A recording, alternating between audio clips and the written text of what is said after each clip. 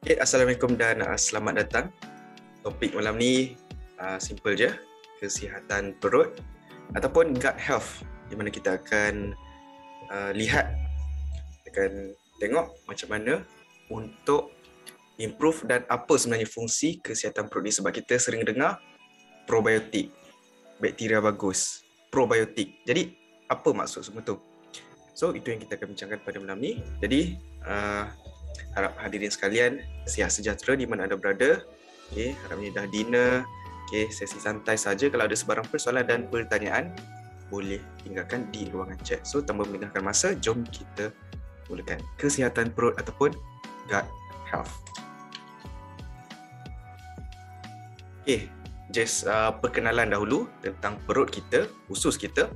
Dia adalah satu sistem yang sangat kompleks, sangat rumit. Okay, bukan sahaja berfungsi untuk penghadaman, tapi dia adalah salah satu sistem pelindungan yang penting. Okay, bukan sahaja untuk serap nutrien, tapi malahan untuk tapis. Okay, tidak semua yang kita makan tu akan diserap dan dia akan menapis buang benda-benda yang tidak diperlukan. Dan itu juga menjadi punca kepada kalau individu mempunyai masalah inflammation ataupun keradangan pada bahagian usus, pada perut, ataupun even kanser pun boleh berlaku. Sel kanser pun boleh berlaku pada usus, terutamanya usus besar, colon cancer. Okay, keluasan usus kita lebih kurang 400 meter persegi, lebih kurang saiz court tenis. Okay, dan boleh ada 300 hingga 1000 spesies bakteria yang wujud dalam sistem pencernaan manusia ni, sama ada baik ataupun jahat, tapi mostly baik ataupun mostly tak ada impact negatif lah. Dan sebenarnya dia adalah salah satu jisim ataupun berat kering yang signifikan, bakteria baik dalam perut kita ni, lebih kurang 2/3. Dan anda boleh nampak tadi, jumlah dia lebih kurang 300 hingga 1000. Jadi dia ada banyak variasi dan jumlah dan jenis bakteria yang ada dalam perut setiap individu itu berbeza, sangat individual. Oleh itu, dia tiada definisi tetap untuk kita katakan sebagai microbiome yang sihat. Apa yang sihat untuk anda mungkin berbeza dengan saya. Setiap orang mempunyai bakteria profil yang unik. Okay, kalau kita campurkan keseluruhan bakteria-bakteria suasana perut kita, itu yang dikatakan sebagai gut microbiome. Dan dia juga, walaupun bakteria ni kecil-kecil je dalam badan kita, tapi ia memainkan peranan yang penting. Kalau ikut simbiosis, itu dinamakan sebagai mutualism, di mana bakteria mendapat manfaat, kita juga mendapat manfaat. Okay, kita dapat manfaat seperti perlindungan, seperti dia membantu kesihatan perut. Bakteria mendapat manfaat dari segi dia dapat makanan daripada apa yang kita makan. Itu adalah hubungan mutualism. Kalau ada cacing dalam perut, itu adalah hubungan parasitism. Okay, parasite. Cacing itu dia dapat benefit makan perut kita, tapi kita mendapat kesan negatif. Okay, itu adalah parasitism. Jadi apa yang kita buat, lifestyle kita, apa yang kita makan boleh mempengaruhi gut microbiome, sama ada memberikan benefit mutualism kepada kita ataupun memberikan kesan negatif seperti parasitism. Dan kebanyakan bakteria dalam perut kita terkumpul pada kolon ataupun usus besar lah. Jadi apa itu probiotik? Pro, P-R-O, dia adalah bakteria dan sejenis ataupun sebahagian kecil yeast yang hidup secara semula jadi dalam sistem penghadaman diri kita dan membantu dalam proses penguraian makanan. Ataupun kalau dia tidak dapat urai, contohnya kalau macam fiber, kita tak boleh hadam fiber, tapi fiber bakteria probiotik yang akan makan dan itu akan menghasilkan bahan-bahan sampingan yang boleh memberikan benefit kepada kita, meskipun secara langsung manusia tidak boleh menghadam serat untuk digunakan sebagai tenaga. Dan untuk dikira sebagai probiotik, bakteria hidup yang cukup setelah melalui pemprosesan makanan dan memberi manfaat kepada manusia. Okay, kenapa saya memberikan definisi itu? Sebab secara technically, tempe tempe yang diperbuat daripada kacang soya tu, itu dikira sebagai probiotik. Namun kalau kita masak, dia jadi lain. Nanti saya akan explain. Okey, prebiotik pula, PRE, prebiotik adalah karbohidrat yang tidak boleh dihadam, iaitu serat lah, serat fiber yang berfungsi sebagai makanan untuk mikroorganisma ataupun bakteria dalam perut kita. Jadi, prebiotik ini adalah makanan kepada probiotik. Simple je. Dan apa yang disarankan dalam sehari adalah 20 hingga 30 gram fiber setiap hari, tapi kebanyakan rakyat Malaysia tidak mencapai. Tak perlu kira secara teliti berapa banyak gram yang ada dalam anda punya sayur, anda punya buah. Kalau anda ikut recommendation at least 3 hidangan sayur dan 2 hidangan buah-buahan, confirm akan capai recommendation ataupun cadangan pengambilan serat harian tersebut. Okay, banyak saja sumber probiotik. Kita ada kimchi, aged cheese ataupun keju yang keras, okay, coklat, bitter coklat, dark coklat, kefir ni jarang dijumpai di pasaran Malaysia, sour cream, yogurt, miso soup, okay, pickles, jeruk pun, setengah jeruk mempunyai bakteria baik ataupun probiotik, ataupun susu probiotik yang telah ditambah dengan bakteria baik, yogurt, okay, tempe, kombucha, itu antara probiotik. Manakala prebiotik basically buah-buahan, sesayuran, roti whole grain, oat, semua tu dikira sebagai prebiotik. Dan serat dia ada dua jenis, serat larut dalam air, water soluble fiber, seperti yang terdapat dalam oat, dan juga serat biasalah. Dan satu lagi saya nak kongsikan adalah tidak semua minuman yogurt tidak semua minuman yogurt mengandungi probiotik. Tahu tak? Contohnya, saya nak conteng sikit pada skrin. Contohnya, kalau minuman yang ditulis yogurt flavored, ini bukan minuman yogurt tapi minuman berperisa yogurt. Sama juga macam kotak ni. Okay, minuman berperisa yogurt tetapi tidak mengandungi bakteria baik, tidak mengandungi kultur hidup. Kalau produk tersebut mengandungi life culture, mengandungi kultur hidup, selalunya dia akan tulis, sebab itu antara benefit dan itu antara dia punya marketing point. Contohnya pada produk Kelpis. Kelpis, anda boleh nampak dia tulis cultured milk drink, mengandungi culture. Dan kalau anda baca pada ramuan, pada ingredients, selain daripada gula, susu, apa semua tu, lazimnya akan tertulis juga bakteria baik apa yang ditambah, spesies apa. Contohnya pada yogurt Lactel ni, dia tulis mixed life culture, Lactobacillus acidophilus, Bifidobacterium lactis, Streptococcus thermophilus. Okay, itu antara bakteria probiotik yang telah ditambah pada produk tersebut. Sama juga Yakult. Yakult popular dengan dia punya strain bakteria dia tersendiri, okay? Strain Shirota dia. Okay? Sama juga Lactel, dia ada tulis life culture. So, tidak semua minuman yogurt mengandungi probiotik. Jadi anda perlu telitilah, ada minuman dia sekadar rasa seperti yogurt tapi tidak mengandungi bakteria baik ataupun kultur hidup. Jadi, kenapa saya berikan definisi awal tadi? Definisi probiotik sebenarnya bakteria hidup setelah melalui pemprosesan makanan dan boleh memberi manfaat kepada manusia. Okay, macam tempe. Tempe betul, apabila kita buat tempe, dia akan menghasilkan bakteria probiotik. Itu memang betul.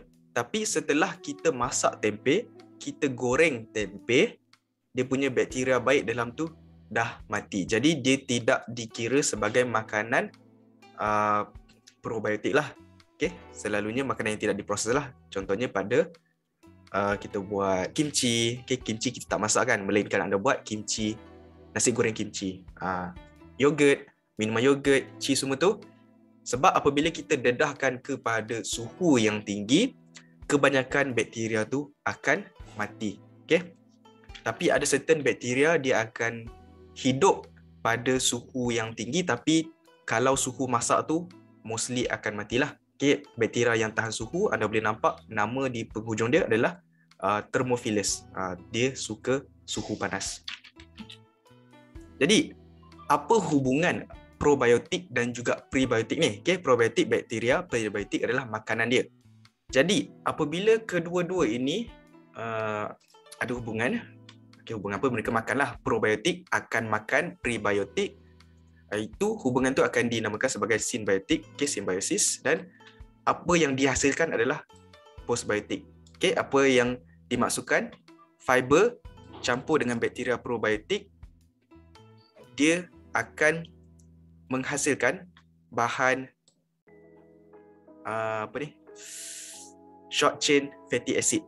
Short chain fatty acid seperti butyrate, acetate dan propionate. Anda tak perlu tahu nama kimia dia, tapi apabila bahan ini dihasilkan, dia memberi manfaat seperti anti keradangan, anti kanser, dan dia juga boleh melepasi gut barrier. Gut barrier ni adalah kita punya usus, dan dia boleh pergi kepada hati, jantung, otak, okay, dan memberikan benefit lah, seperti untuk jantung membantu pengawalan kolesterol, antioksidatif, untuk otak stimulation of serotonin. Kalau tak silap saya, serotonin ni hormon yang mengawal kegembiraan, happy, dan membantu dalam pengawalan depression, okay. Dan juga untuk hati penting juga, dan selain daripada dia tembus kepada lapisan gut barrier ni, hubungan probiotik juga dapat membantu untuk kuatkan barrier ni lagi. Kuatkan lapisan gut barrier ni untuk mengelakkan benda-benda yang kita tak nak masuk. Jadi itu antara benefit dia lah. So, anti-inflammatory, anti-biofilm, anti-adhesion, gut barrier semua tu. So, itu antara beberapa benefit dan macam mana probiotik bercampur dengan prebiotik boleh menghasilkan short chain fatty acid, dan itu memberikan benefit kepada manusia lah. Jadi bila orang tanya macam mana ia boleh memberikan benefit, manfaat bakteria-bakteria baik dalam perut kita ni, inilah antara mekanisme dia.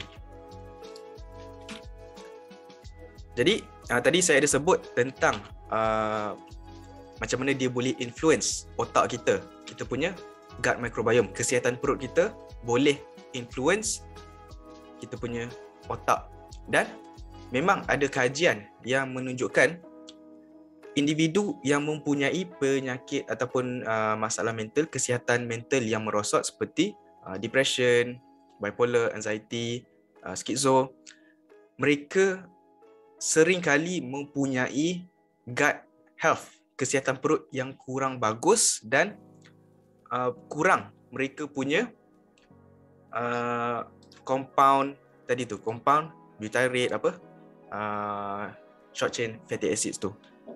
Itu memang kajian dapat menunjukkan. Jadi orang yang mempunyai gut bacteria, gut microbiome yang kurang bagus, keberangkalian untuk mempunyai kesihatan mental yang merosot itu lebih tinggilah. Okay, itu yang kajian dapat membuktikan. Tapi apa yang masih belum konklusif adalah sama ada isu mental yang menyebabkan kesihatan perut merosot, ataupun kesihatan perut merosot itu sendiri yang menyebabkan isu mental tu makin meningkat. Okay, itu tak berapa clear, dan actually kesihatan perut ataupun gut microbiome ni masih lagi ongoing, dan banyak lagi perkara yang kita tidak tahu dan kita perlu mencari, dan mostly research ni adalah latest lagi lah. Banyak lagi yang kita masih tidak clear. Dan saya nak kongsi satu lagi cerita daripada seorang doktor ni. Dia, sekejap saya tengok nama dia. Doktor, dia ada bagi TED Talk.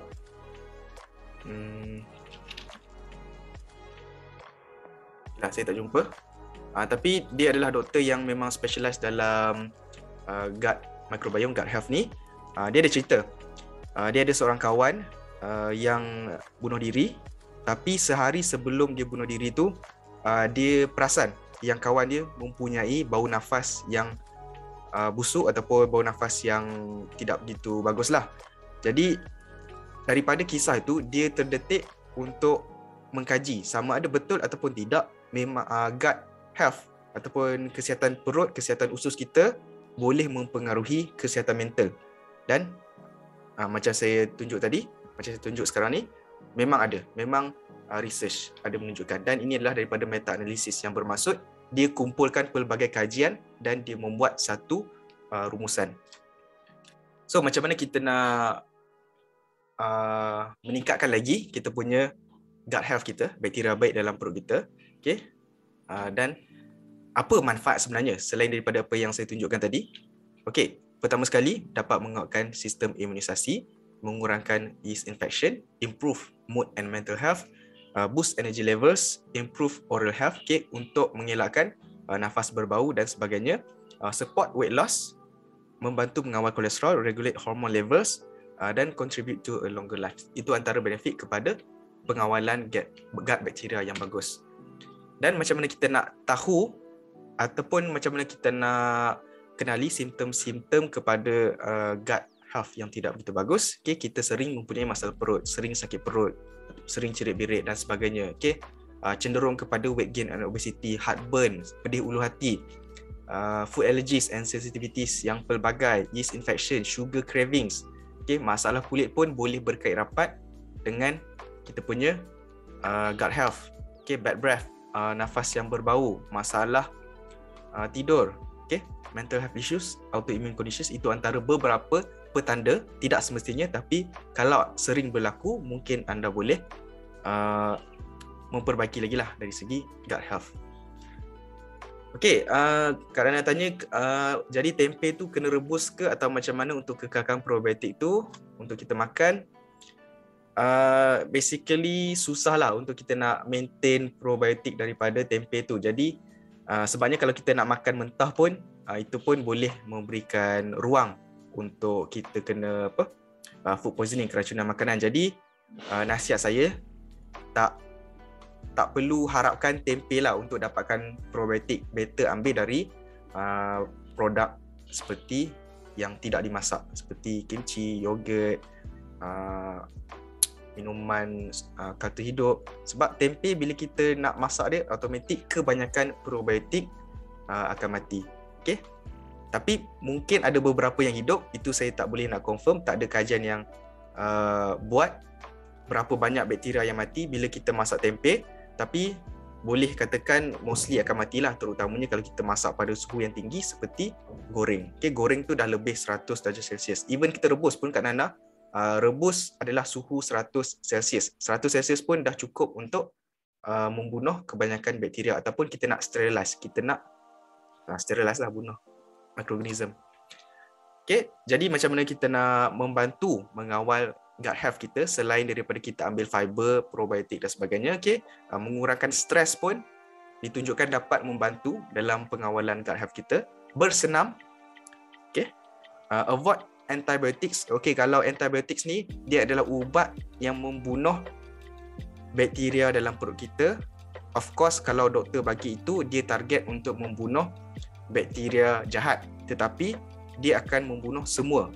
Jadi sebab tu, kalau anda tidak perlu ambil antibiotik, tak payah ambil. Ataupun apabila anda dapat ubat antibiotik daripada doktor, tolong tanya balik kepada doktor. Contoh, doktor bagi 10 tablet. Tanya balik kepada doktor, kalau simptom saya dah makin sembuh, perlu tak saya habiskan ke semua antibiotik ni, ataupun saya dah boleh stop andai kata simptom saya makin improve. Sebab apa? Antibiotik ni dia akan membunuh segala bakteria dalam perut kita, sama ada baik ataupun buruk. Sebab tu, kalau yang lepas ambil antibiotik pun disarankanlah boleh memberi sedikit benefit kalau anda ambil produk-produk yang tinggi dengan probiotik, untuk kita nak reset balik, untuk kita nak menternak balik bakteria baik dalam perut kita. Okay, point nombor 4 tu actually tak berapa kukuh dalam bentuk suplemen ni. Okay, ini pun ambil bergantung kepada situasi, tapi tidak bermakna kalau anda ambil probiotik ataupun prebiotik dalam bentuk suplemen automatik akan memberikan benefit. Actually kajian menunjukkan bercampur. So ini saya akan explain penghujung nanti. Okay, 5, of course eat diversify food, makan makanan yang pelbagai, bukan saja dari segi ambil serat yang cukup, tapi pelbagaikan sumber serat anda. Okay, ambil dari segi pelbagai warna, ambil hijau, merah, biru, purple, putih, kuning, oranye. Okay, pelbagaikan, diversify. Eat fermented food. Okay, makan makanan yang mengandungi probiotik, dan reduce artificial sweetener. Okay, ini pun kajian yang bercampur. Macam saya sendiri, saya ambil artificial sweetener, tapi tidaklah di tahap terlalu tinggi. Maybe dalam sehari 2-3 sachet saja, sekadar nak bagi rasa manis. Sebab ada kajian yang menunjukkan dia dapat memberikan impak negatif terhadap gut microbiome. Tapi macam mana saya lihat ni adalah kalau keseluruhan pemakanan anda adalah sihat, overall lifestyle anda dah healthy, exercise yang rajin, kalau ambil sedikit pemanis pada kadar yang berpada untuk kurangkan kalori dan kurangkan pengambilan gula, tak ada masalah. Tapi jangan terlalu tinggi. Terlalu tinggi itu banyak mana? Itu pun kita masih tidak tahu. Macam saya cakap, research berkenaan gut health ni masih lagi ongoing. So, ini adalah rumusan ataupun satu carta yang menunjukkan apa yang berlaku kalau kita punya kesihatan perut kita tidak terjaga dan apa yang berlaku kalau kesihatan perut kita bagus. Jadi yang berwarna merah ni adalah tidak bagus, lebih kepada pembentukan penyakit, peningkatan risiko penyakit, dan sebelah kanan yang berwarna hijau adalah pengurangan risiko penyakit dan boleh memberikan benefit. Okay? Apabila gut health yang bagus, short chain fatty acid kita akan meningkat, dan macam saya explain tadi, short chain fatty acids ni memberi benefit kepada organ-organ kita seperti perut, hati, jantung, otak kita. Tapi kalau gut health kita tidak bagus, boleh juga meningkatkan risiko kepada penyakit jantung, CVD, cardiovascular disease, keradangan dalam perut, cognitive decline. Kognitif ni adalah otak kita. Jadi adakah kalau kita tidak jaga perut kita, kesihatan perut kita, mungkin di hari tua nanti kita lebih cenderung untuk kena nyanyuk, kena Alzheimer. Jadi itu kerisauan dan itu high risk lah kalau kita tidak menjaga. Right, boleh tengok, boleh renung-renung carta ni. Tapi kalau nak refresh balik, saya akan upload rakaman ni di YouTube saya. Okey. Jadi apa yang kita boleh rumuskan? Okey, ini adalah daripada jurnal 2018, peranan gut microbiota dalam nutrition and health. Jadi saya akan rumuskan dan translate. Jadi terdapat beberapa perkara yang kita tahu dan kita tidak tahu. Apa yang kita tahu adalah suplemen probiotik mempunyai beberapa manfaat untuk kesihatan, boleh memberi benefit, manfaat kepada golongan tertentu. Microbes dalam perut mempengaruhi energy metabolism. Okay, itu kita dah tunjuk tadi. Dan diet dan ubatan mempunyai pengaruh yang kuat terhadap komposisi gut microbiota. Okay. Kajian menunjukkan kalau kita ubah diet kita dalam sehari pun secara drastik, itu dapat mengubah komposisi bakteria dalam perut kita. Okay, dia cepat berubah. Okay, ada kajian dia bandingkan dalam sehari saja. Dia bandingkan grup, satu grup ni penduduk Afrika di kawasan rural pendalaman yang sering makan tinggi fiber. Lepas tu saintis ni dia memberikan diet yang highly processed, fast food, dan dalam sehari sudah cukup untuk mengubah komposisi bakteria baik dalam perut. Tapi antara benefit dia juga, kalau kita ubah balik kepada diet yang lebih healthy, diet yang tinggi fiber, cepat untuk perut kita nak adapt. Jadi perut kita ni sering berubah, sangat adaptable. Dan poin keempat, komposisi microbiota mempengaruhi respon terhadap kemoterapi dan imunoterapi. Komposisi microbiome mentakdirkan tidak balas glukos terhadap makanan dan boleh digunakan untuk diet peribadi, personalized diet. Okay. Ada kajian menunjukkan komposisi microbiome kita boleh mempengaruhi tindak balas kita terhadap glukos ataupun gula dalam darah. Sebab tu dia ada peranan dalam pengawalan gula dalam darah juga. Dan pengambilan serat mempengaruhi komposisi gut microbiota dan berkait dengan kesihatan yang lebih baik. Tapi ada banyak lagi yang kita tidak tahu tentang makhluk halus dalam perut kita ni. Okay, adakah probiotik semula jadi lebih baik berbanding suplemen? Patutkah kita ambil untuk pencegahan ataupun lebih kepada merawat? Itu kita tidak berapa pasti. Contoh macam minuman probiotik. Contoh brand Yakult ke Vitagen ke, kita tak ada recommendation di mana kita cakap nak sihat, nak perut yang sihat, perlu minum setiap hari ataupun perlu minum selang sehari. Okay? Dia tak ada recommendation macam tu, tapi kalau boleh jadikan dia sebagai benda yang sering ada dalam diet kita. Bukan sering lah, kadang-kala ada dalam diet kita, iaitu makanan yang mengandungi probiotik, tapi banyak mana dan kekerapan dan bila nak ambil itu masih lagi kita tidak tahu. Sebab apa? Macam saya tegaskan awal tadi, setiap orang mempunyai profil bakteria yang berbeza dalam perut masing-masing. Okey, poin yang kedua, apa yang kita tidak tahu adalah bolehkah mikrobes ini mempengaruhi pemilihan makanan dan selera. Contohnya, adakah perbezaan dari segi bakteria dalam perut ini boleh mempengaruhi selera seseorang itu ataupun boleh mempengaruhi pemilihan makanan. Okey, poin ketiga, adakah dos rendah antibiotik memberi kesan terhadap kesihatan? Okey, kita sudah tahu antibiotik tidak bagus kepada bakteria dalam perut kita, tapi macam mana pula kalau kita berikan dengan dos yang lebih rendah dan sebagainya. Okey. Salah satu lagi faktor kenapa antibiotik ni tidak disarankan untuk ambil terlalu kerap adalah risiko untuk menghasilkan bakteria jahat yang resisten ataupun kebal, yang tahan antibiotik. Contoh macam mana ini boleh berlaku apabila kita ambil antibiotik, mungkin 99% bakteria dalam perut kita mati. Tapi 1% bakteria yang hidup itu adalah bakteria yang tahan, yang kuat dengan kesan antibiotik. Dan bakteria 1% itu kemudian akan membiak, menyebar dan menghasilkan bakteria jahat yang lebih tahan kepada antibiotik. Jadi apa yang akan berlaku adalah kita memerlukan dos yang lebih tinggi untuk membunuh bakteria tersebut. Okey, apabila kita ambil dos yang lebih tinggi, mungkin ada juga 1% lagi bakteria yang boleh hidup. Jadi kita perlukan dos yang lebih tinggi juga untuk membunuh bakteria tersebut. Jadi sebab itu tidak disarankan untuk ambil antibiotik terlalu kerap kalau kita tidak perlu. Okey, poin yang keempat, adakah kesan racun pada makanan terhadap memberi kesan terhadap gut microbiome? Adakah organik lebih bagus untuk gut microbiota? Itu kita tidak pasti lagi. Dan patutkah semua jenis ubat-ubatan ataupun dadah perlu diuji untuk gut microbiota? Okey, selalu kita uji ubat-ubatan dari segi keberkesanan dan dari segi keselamatan. Ada kesan sampingan apa? Tapi kita tak uji adakah ubat tersebut memberi kesan negatif terhadap bakteria dalam perut kita. Contoh, kita tak tahu, maybe kita ambil Panadol, dia boleh memberi kesan negatif terhadap bakteria dalam perut kita. Okay, itu kita tidak tahu dan dia tidak diujilah untuk semua ubat-ubatan.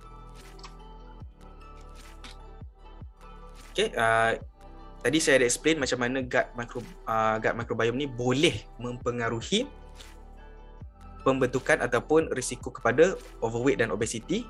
Okay, basically macam mana ia boleh mempengaruhi secara tidak langsung adalah dari segi hormon kita, dari segi adipose tissue ataupun tisu lemak, sel-sel lemak.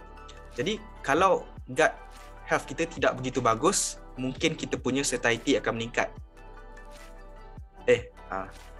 Lower satiety, kurang satiety, maksudnya kita kurang rasa kenyang. Jadi kita tend to eat more, kita makan lebih banyak tapi kita tak rasa kenyang. Okay, itu juga boleh dipengaruhi oleh gut health kita. Increase inflammation, meningkatkan keradangan, increase lipogenesis, iaitu penghasilan lemak, lipogenesis, penghasilan lemak, decrease PYY, decrease GLP-1. Ini adalah hormon yang berkait rapat dengan kita punya rasa lapar. Okay? Kalau kita kurang PYY ni, kita sering rasa lapar. Okay? Dan banyak lagi lah faktor yang boleh mempengaruhi secara tidak langsung, macam mana kesihatan perut yang tidak bagus boleh menyumbang kepada obesity dan juga insulin resistant ataupun pengawalan gula dalam darah yang tidak begitu baguslah. Okay, sekali lagi, research masih lagi ongoing. Okay, petikan ni tahun 2020. Jadi key message, gut microbiota mempengaruhi pelbagai aspek kesihatan manusia, daripada imuniti semula jadi hinggalah kepada selera, metabolisme tenaga dan banyak lagi. Even mental health pun gut microbiota boleh mempengaruhi. Poin yang kedua, probiotik dan serat yang fokus kepada gut microbiome memberi manfaat kepada kesihatan manusia serta mampu mengurangkan obesiti. Ketiga, dadah ubatan dan bahan makanan antibiotik, racun serangga semua boleh memberi kesan buruk terhadap gut microbiota, boleh. Yang keempat, gut microbiota patut dikira sebagai satu aspek pemakanan yang penting dalam sebuah komuniti, dan komuniti perubatan harus menyelesaikan pendidikan dan pesanan kesihatan masyarakat. Okay? Sekarang ni kita fokus kepada contohlah, asyik-asyik kurang gula, kurang garam, exercise banyak. Tapi walaupun itu memang betul dapat mempengaruhi kepada kesihatan dan juga pengurangan risiko penyakit, kita juga perlu lihat secara menyeluruh. Banyak lagi faktor lain yang boleh menyumbang kepada pembentukan penyakit. Okay. Stres, gut health kita, kesihatan perut, mental health kita. Banyak lagi faktor selain daripada asyik-asyik nak kurang garam, kurang gula, lebihkan sayur. Okay. Banyak lagi. Kita perlu lihat secara holistik. Kita perlu lihat secara menyeluruh. Okay. Last point, pengambilan serat dikaitkan dengan manfaat dalam beberapa konteks. Okay. Dan petikan kajian ni just untuk nak highlight yang saya cakap tadi lah, suplemen probiotik tidak semestinya memberi manfaat kepada semua orang. Ada certain orang boleh mendapat benefit, ada certain orang mungkin tiada perbezaan, ada certain orang mungkin memberikan sedikit kesan negatif. Ingat, dalam setiap individu mungkin mengandungi 300 hingga 1000 jenis bakteria. Jadi dalam probiotik ni dia tidak boleh cater untuk setiap orang punya bakteria yang berbeza. So, ini mungkin apa yang akan berlaku di masa hadapan, okay? Advancement ataupun kemajuan dari segi perubatan kita. Kita tak tahu bakteria apa yang ada dalam perut kita, tapi maybe in the future kita boleh tahu dengan lebih mudah. Seperti mana teknologi, seperti mana PCR kita ni untuk test COVID, okay? Senang je. Kita beli di even 7E ada jual, farmasi biasa-biasa pada jual, dan kita boleh test sama ada kita ada COVID ataupun tidak. Teknologi tu sangat take for granted. Okay? Dalam 10 tahun lepas, 20 tahun lepas, kalau kita nak test sama ada kita ada penyakit ataupun tidak, maybe perlu pergi ke klinik, maybe perlu buat ujian darah, maybe perlu tunggu untuk masa yang lama. Jadi, anda boleh nampak macam mana kemajuan perubatan yang sering berubah ni berlaku. Sama juga macam kita nak test gula dalam darah. Kalau dulu-dulu ni, setiap kali nak test glukos, perlu cucuk darah. Perlu keluarkan sampel darah, masuk dalam mesin and test. Tapi sekarang ni, boleh je test tanpa kita nak keluarkan darah kita. Dan sama juga untuk gut microbiome ni, ini pun masih baru tapi di Malaysia tak ada, mostly di US dan di Europe, di mana kita boleh hantar stool sampel kita, sampel najis kita, hantar, post, masuk dalam surat, hantar kepada makmal, dan makmal ni dia akan test bakteria apa yang ada dalam perut kita, sama ada kurang, sama ada cukup, sama ada lebih, dan daripada situ dia boleh memberitahulah kita punya gut health score kita. Berapa markah kesihatan perut kita dan apa yang kita boleh ambil untuk improve lagi. Contoh apabila kita send sampel tu, dia cakap badan kita kurang bakteria Streptococcus, kurang bakteria Lactobacillus. Jadi dia akan hasilkan satu suplemen probiotik yang memang cater untuk perut kita. Okay? Nampak canggih, tapi apa yang saya nampak boleh berlaku dalam masa hadapan nanti. Okay? Itu saja perkongsian untuk malam ni. Simple je. Kesihatan perut, gut health, probiotik, prebiotik. Okay, harapnya perkongsian yang simple ni boleh memberikan manfaat kepada anda. Dan kalau nak tengok ulangan, saya akan upload di channel YouTube saya. Okay? Kalau ada sebarang persoalan dan pertanyaan, boleh tinggalkan di ruangan chat.